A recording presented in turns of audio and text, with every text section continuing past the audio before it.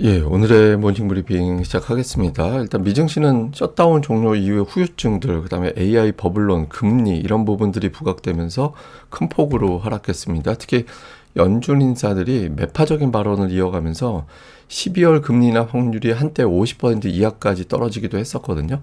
전체적으로 걱정은 되는데 금리는 안 내릴 것 같네. 이런 어떤 흐름들이 좀 만들어졌고요. 우리 증시는 어저께 외국인들이 대량 매수하긴 했지만 옵션 만기일 영향이었잖아요. 옵션 만기일 이후에 외국인들 수급 어떻게 돌아가는지, 그리고 순환매 장세가 나타나면서 대형주하고 중소형주하고 상승률이 비슷해졌거든요. 근데 이런 구도가 좀 이어질 수 있을지도 잘 봐야 될 것 같습니다. 뭐 미증시는 오늘 낙폭이 컸습니다. 나스닥은 2% 넘게 빠졌고 러셀 2000도 큰 폭으로 하락을 했고 한국 관련 지표도 비교적 많이 빠졌거든요. 그러니까 특정 대형주 몇 개가 빠진 게 아니라 에너지 빼놓고는 다 빠졌어요. 오늘 장 후반부까지만 해도 이거 이외 필수 소비재라든가 뭐 이런 조금 플러스가 났었는데 그것까지 마이너스로 밀어버렸거든요. 기술주가 가장 많이 빠졌습니다만 전반적으로 투자 심리가 좀 꺾이는 그런 모습을 보였습니다. 뭐 이렇게 꺾일 수 있었던 거는 몇 가지 요인들이 있었는데 우선 이제 셧다운 종료가 돼서 불확실성이 제거가 되긴 했는데 여기에 따른 후유증이 좀 있을 것 같다. 그러니까 아무래도 4분기 성장이 훼손이 됐을 거고 구체적으로는 한 110억 달러 정도의 타격이 받은 것 같다. 그러니까 이런 내용들이 나왔고요. 그리고 이제 경제 지표가 뒤로 미뤄졌잖아요. 그런데 현재로서는 비농업 일자리는 나올 것 같고 실업률은 안 나올 것 같다. 그러니까 백악관 관계자는 이렇게 발언하긴 했는데 시장에서는 두 가지.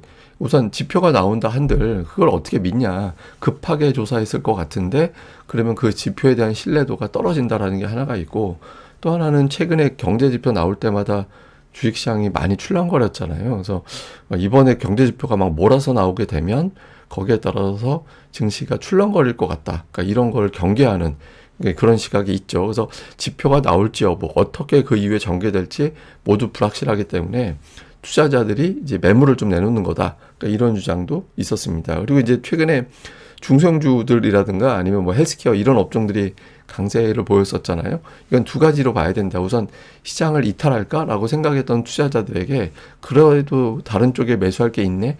이런 안도감을 주는 측면은 있지만 다르게 보면 기존의 시장을 끌어왔던 어떤 테크주들 이런 것들에 대한 자신감이 떨어졌다라는 의미도 있다. 그래서 이거는 두 가지 측면이 다 있다. 그러니까 이런 분석들도 나왔습니다. 그러니까 뭐든지 이렇게 좋다라는 쪽으로만 몰아가지는 않았어요. 근데 이제 가장 결정적으로는 연준 인사들 발언 영향이 컸을 겁니다.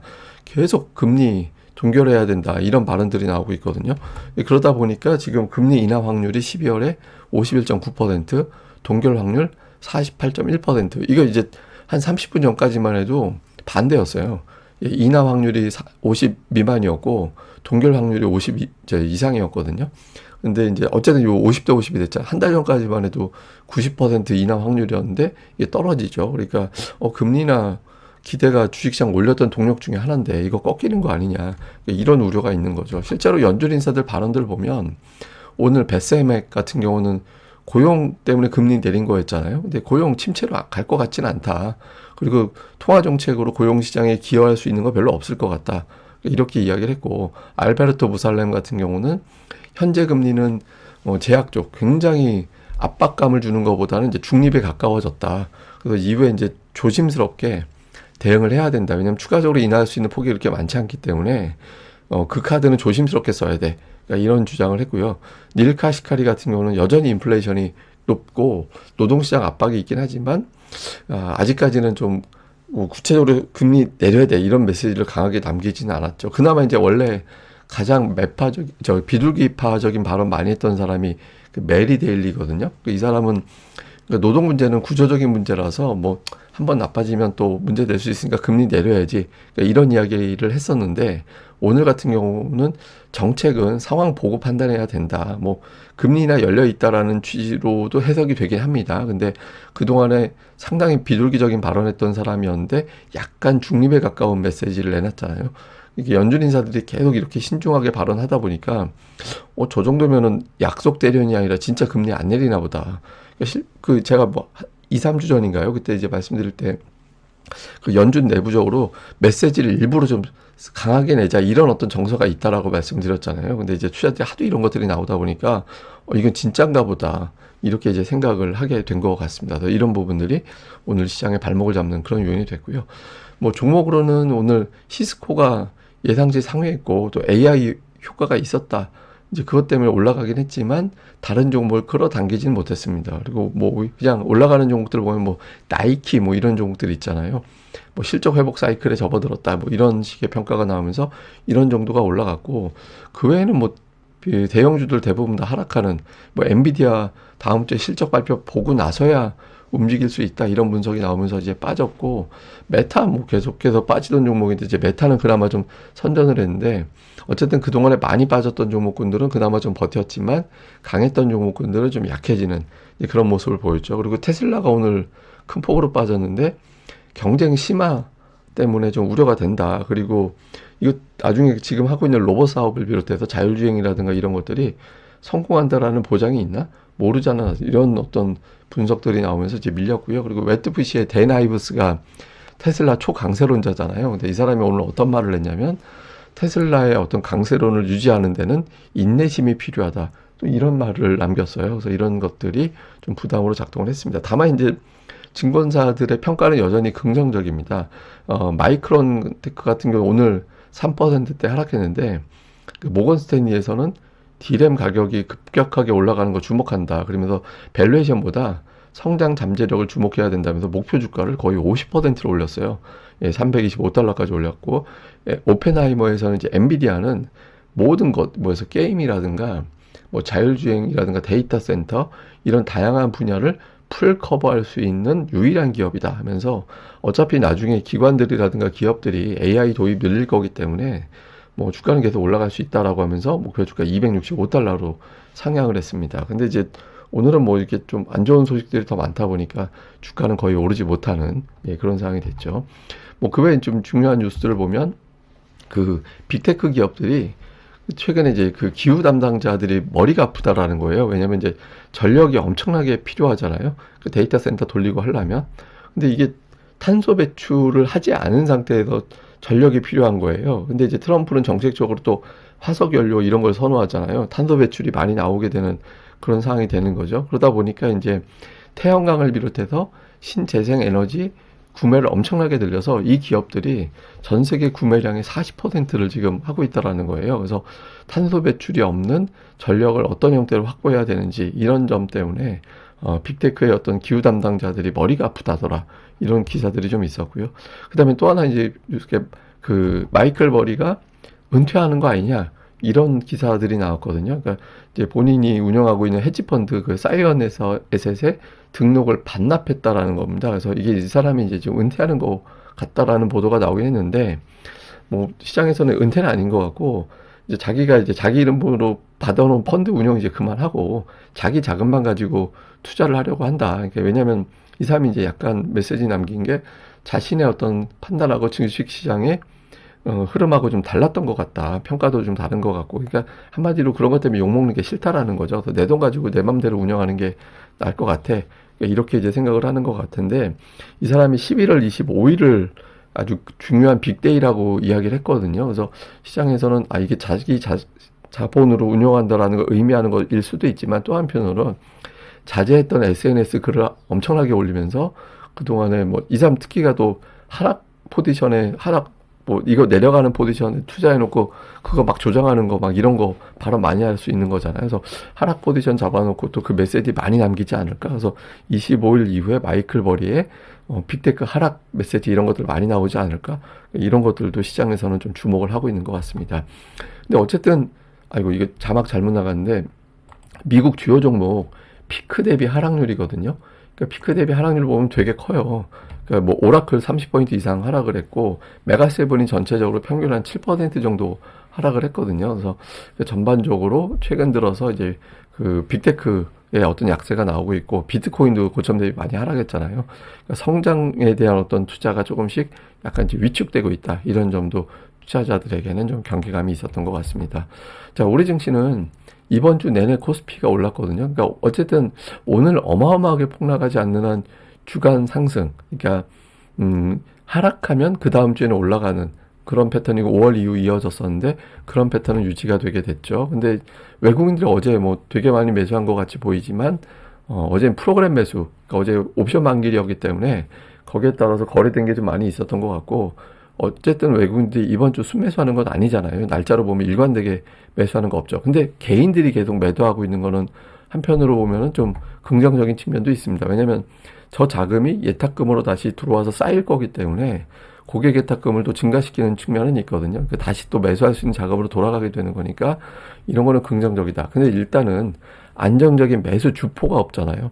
예, 안정적으로 매수하는 주포가 없기 때문에 코스피가 이전 고점을 넘길 만한 동력은 아직은 없는 것 같다. 그러니까 일관성 있는 외국인들 매수가 아직은 필요하다라고 봐야겠죠. 근데 이제 하나 외국인들이 경계하는 건 이런 거 있는 것 같아요. 달러 기준으로 보면 지금 월봉이 이렇게 돌아가고 있거든요. 코스피 기준, 그러니까 코스피 기준으로 보면 지수는 이렇게 돼 있어요. 월간으로 1.5% 올라 있습니다. 근데 달러 기준으로는 달라요. 예, 보시면 우리나라가 기준으로 보면 현재 이번 달 플러스인데 외국인들 눈으로 보는 달러 기준으로 보면 마이너스거든요.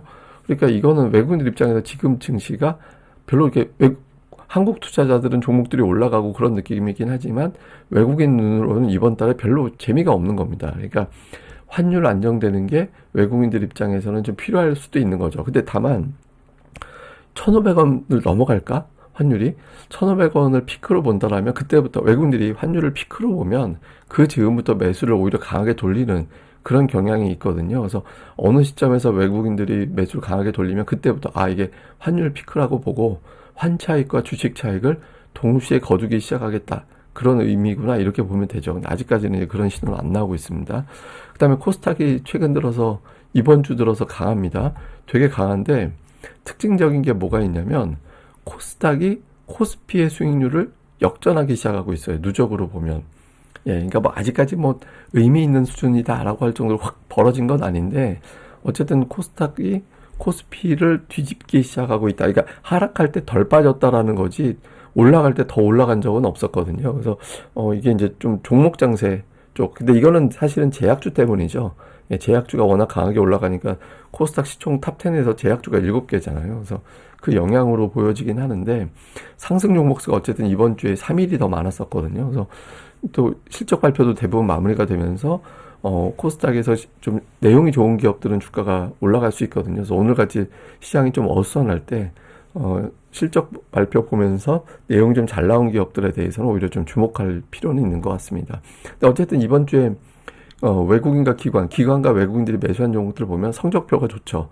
예, 이번 주 매수한 종목군들 평균 매수가 대비 수익률 보여주는 건데 빨간색이 이제 수익을 내고 있다라는 거잖아요. 그러니까 기관은 한 70% 전후되는 것 같고 외국인들은 거의 80% 부근까지 이제 승률이 올라와 있는 것 같거든요. 근데 양쪽 종목들 보면 기관들은 제약바이오가 가장 많이 역시 몰려있는 그런 모습입니다. 그 다음에 이제 2차 전지, 반도체, 그러니까 이 정도 비율이고 외국인들 같은 경우는 압도적으로 많은 건 제약바이오. 예, 이쪽 계열의 종목들이 되게 많이 포진되어 있는 게 특징이고 그 외 간간히 이제 반도체 종목군들 선별적으로 그러니까 이렇게 이제 담아놓는 게 특징이었습니다. 근데 일단 오늘같이 급락할 때 받는 종목이 되게 중요하거든요. 그래서 오늘 시장이 좀 초반에 밀릴 때 어느 업종에 집중하는지도 잘 봐야 될 것 같습니다. 근데 개인들은 별로 안 좋아요. 이게 개인들 승률은 안 좋잖아요. 그나마 이게 되게 높은 거예요. 그러니까 시장 어정쩡할 때는 한 20%밖에 안 나오는데 지금 개인들이 이 정도 나오죠. 그러니까 뭐 샀나 봤더니 엔터주 되게 많이 담았습니다. 그러니까 엔터에 좀 집중하는 그런 모습을 보였고 이제 반도체 일부 골라 담는 그런 모습을 보인 게 이번 주 개인의 특징이었습니다. 자, 시장 요약하면 일단 옵션 만기일에 외국인들이 대량 매수하긴 했지만 넘어간 상태에서 다시 매수를 할 거냐, 특히 오늘같이 불안정할 때 물량을 받아줄 거냐, 오히려 더 팔아야겠네 이렇게 될 거냐라는 거고, 그 다음에 이제 바이오, 그 ABL 바이오가 시가총액 막 4위까지 올라오고 막 이렇게 됐잖아요. 그래서 시총 순위, 시총 비중에 어떤 변화를 지금 만들어낸 게 또 바이오 종목들이거든요. 그래서 이게 이제 나쁘게 보면 이 변동성을 너무 키울 수도 있어요. 제약바이오가 이게 너무 이제 주가가 올라갈 때도 시원스럽게 올라가는데도 올라갔다가 급락하면 또 지수에 영향 줄 수 있잖아요. 그러니까 바이오가 변동성 키울 때 이제 반대쪽 시소를 어느 정도 역할을 해주는 업종이 나오는지도 되게 중요합니다. 그리고 실적 발표가 이제 거의 마무리되거든요. 그러니까 오늘 정도 되면 거의 막 공시 사이트 가면은 실적 발표 막 쏟아져 나오는데 그러니까 종목 장세가 실적주들 중심으로 만들어질 가능성이 있습니다. 그래서 업종 이외에 종목들 흐름을 좀 봐야 될 거고, 그 다음에 지금 대형주, 그러니까 대형주를 하면 보통 반도체, 삼성전자, SK하이닉스 얘기하는 건데 이 종목들이 시원스럽게 시세가 나오는 건 아니거든요. 지금 위치에선. 그러니까 대형주들의 매수세가 유입되면서 움직이는 시기, 이게 이제 변동성 끝내고 다시 추세를 잡는 건데 어쨌든 외국인들이 삼성전자 일관성 있는 매수, 하이닉스 매도의 진정 이런 것들이 확인이 되면 해외발 악재가 나와도 우리 증시는 따로 움직일 수 있으니까 이런 것들이 확인이 되기 전까지는 그냥 순환매 장세, 순환매 돌고 외국인들이 컴백하면 그때부터는 주도주 장세 이렇게 바뀌겠다 이렇게 보면 될 것 같습니다. 이거는 이제 뭐냐면 그 한국인들이 그 미국 주식 엄청나게 많이 갖고 있잖아요. 그래서 굉장히 중요한 미국 주식의 어떤 투자자로 평가가 되고 있거든요. 그래서 이거 이제 좋은 점 나쁜 점을 우리가 생각을 해볼 필요가 있는데 일단 20억 달러 정도 되던 게 지금 160억 달러 이상까지 늘어났대요. 근데 좋게 보면 어쨌든 수익이 다각화되는 거잖아요. 그리고 이제 이거는 외화벌이가 되는 겁니다. 우리나라 투자자들이 외국 가서 미국 주식 사서 벌면 나중엔 수익 실현하고 가져오면 그 달러를 벌어들이는 그런 효과가 있잖아요. 그래서 이거는 상당히 저는 긍정적으로 평가해 볼 수 있다라고 보는데 부정적인 요인은 뭐가 있냐면 이제 환율이 높아지고 있다라는 거는 이제 부정적인 요인이 될 수 있죠. 그다음에 또 하나 그거보다는 이게 외국으로 갔다가 이게 손실이 나면 미국 주식 이게 예를 들어서 이런 게 생길 수 있어요. 그러니까 미국 주식을 더 긍정적으로 보면 미국 주식 빠졌다. 그러면 한국 주식 팔아서 미국 주식 추가 매수 이런 게 될 수도 있거든요. 이게 굉장히 좀 안 좋은 순환이 돌 수 있죠. 그러니까 미국 주식 시장이 좀 흔들릴 때 우리 증시에도 타격을 이중으로 줄 수 있는 사안이 될 수 있어서 이런 요인도 있다 정도. 그러니까 이제 변동성이 커질 수 있는 사안이 될 수도 있겠다. 잠재적으로는 뭐 이 점도 우리가 생각은 해봐야 될 것 같습니다. 근데 뭐 여러 가지 가서 해외 나가서 이제 좀 벌어오면 좋죠. 그런 거 있긴 한데 어쨌든 이런 변수들도 각각 있다 정도는 알고는 있는 것도 나쁘진 않은 것 같습니다. 그럼 또 오늘 하루 또 잘 보내시고요. 저는 또 다음에 뵙겠습니다. 이 방송 구독하기 하고 특히 이제 좋아요, 구독하기 꼭 좀 부탁드립니다. 감사합니다.